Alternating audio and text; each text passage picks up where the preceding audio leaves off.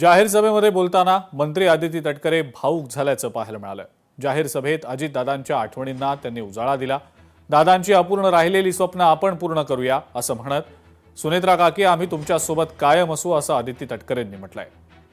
दादा मुख्यमंत्री झालेले आम्हाला पाहायचं होतं असंही आदिती तटकरेंनी यावेळेला सांगितलंय।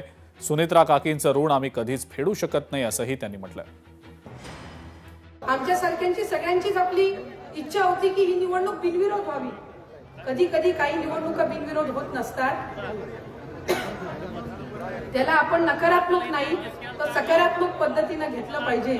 म्हणून सर्वाधिक मताधिक्यांनी आज दादांनंतर आपल्याला कोणाला निवडून आणायचंय हे उत्तर जर आपल्याला द्यायचं असेल तर ते सुनेत्रा काकींच्या रूपाने आपल्याला या निवडणुकीमध्ये द्यायचंय। आज आम्ही इथे सर्वजण सुनेत्रा काकींना या माऊलीला पाठबळ देण्यासाठी आलोय की आम्ही सर्वजण काकी आपल्या सोबत आहोत। आम्हाला सगळ्यांना दादांनी मार्गदर्शन केलं, आम्हाला सगळ्यांना दादांनी संधी दिली।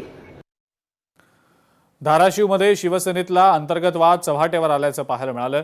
मंत्री प्रताप सरनाईक आणि जिल्हाध्यक्ष अजित पिंगळे यांच्यावर अजित खोत यांनी टीका केलेली आहे। सरनाईक आणि पिंगळे यांनी पक्ष भाजपच्या दावणीला बांधल्याचा आरोप आता शिवसेनेचे नेते अजित खोत यांनी केलाय।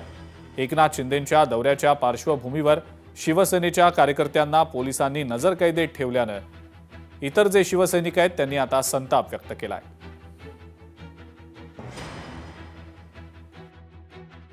एकनाथभाई शिंदे हे सर्वसामान्य कार्यकर्त्याचे नेते आहेत आणि आज ते धाराशिव नगरीमध्ये येत असताना त्यांच्या पुढे त्या बाबतीमध्ये त्यांच्यावर झालेल्या अन्यायाच्या वल्गना मांडण्यासाठी काल काही कार्यकर्त्यांनी व्हिडिओ तयार करून टाकली। आम्ही पक्षापूर्व ही भूमिका मांडणार।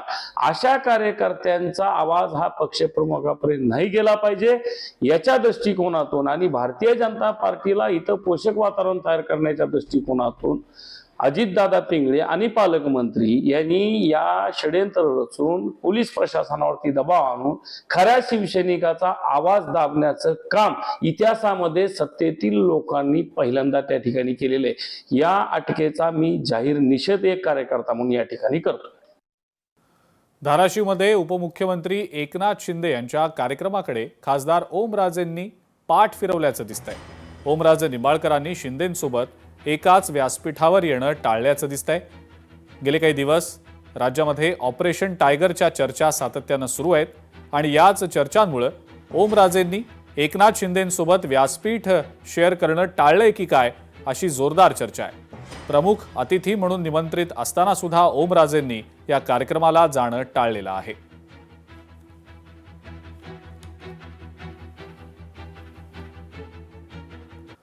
पुढची बातमी बघूया। धाराशिवमधल्या विमानतळावर शिवसैनिक आणि पोलिसांमध्ये बाचाबाची झालेली आहे। प्रवेशद्वाराच्या आत सोडण्यामधनं या सगळ्या गोष्टीवरनं राडा झाल्याचं समजतंय। शिवसेना पदाधिकाऱ्यांना अडवल्यानं मोठा गोंधळ निर्माण झाला। संतप्त शिवसैनिकांनी घोषणाबाजी देखील केली।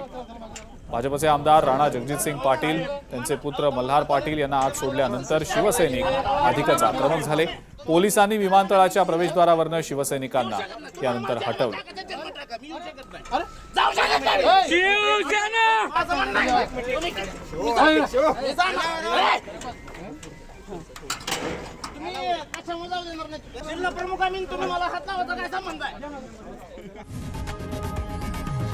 लोकशाही मराठी ऐका, पहा, जागरूक रहा।